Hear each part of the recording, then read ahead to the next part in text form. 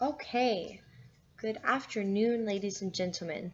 Today we are going to start our lesson by, you're going to take out your whiteboards and you are going to brainstorm a list of attributes of a successful explorer. So I want you to think about an explorer, someone who explores new territory.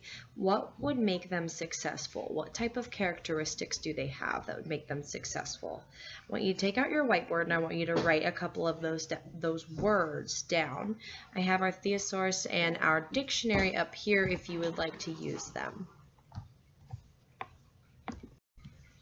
All right, now that you have your definitions and your vocabulary words written down of a successful explorer, I want you to pair up with your table mate and I want you to share what you found.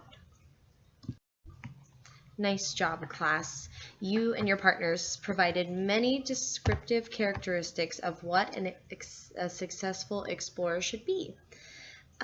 We are going to learn today about two explorers who made history because of their successful qualities.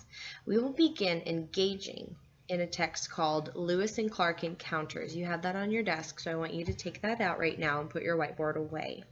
We're going to be learning about these men and what they encountered on their exploration, on their journey of going west.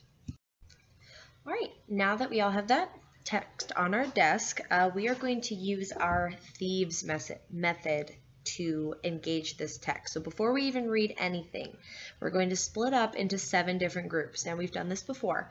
So remember, thieves stands for title, heading, introduction, every first sentence, visuals and vocabulary, end of chapter, and summary.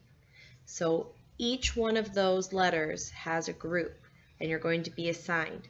So let's talk about what the first one will be, the title. If you are in the title group, remember you're going to look at the title and you're going to make predictions about what the story will be based off of the title. The heading, you're going to look at the introduction of the book. You're going to see what does the books have to say at the very beginning in the foreword or the introduction. So everyone split off into your groups, and at the end we are going to do our round robin sharing, which means we're all going to get up and we're going to elect one person to share what our group figured out when we pre-engaged this text using our thieves strategy. All right, that was a great round robin. We all shared what we learned about in our pre-reading portion. So we engaged this text on a very introductory level. Now we get to dive into it. We are going to go back to our seat and pick up our text, and we are going to read the first 4 paragraphs of this text. So the first 4 paragraphs are pretty lengthy, so you need to take out your writing journal and we're going to use stop and jots. If you remember, stop and jots are the literary strategies that help us record information. These are things that you pick out as important. So you get to annotate this text, which means you're going to take notes about it. I want you to use your highlighters. You're going to highlight what you think is important, and you're going to stop and you're going to jot that down in your writing journal, because the things that you'll jot down you're going to use later in your assignment. So I'm going to give you about 20 minutes to read the first 4 paragraphs of this text. Don't forget to use your stop and jots, use your highlighters, use whatever you need to do to annotate this text. The focus of our stop and jots, it's going to be, we are going to describe some of the hazards that Lewis and Clark encountered on their expedition of going west in our country.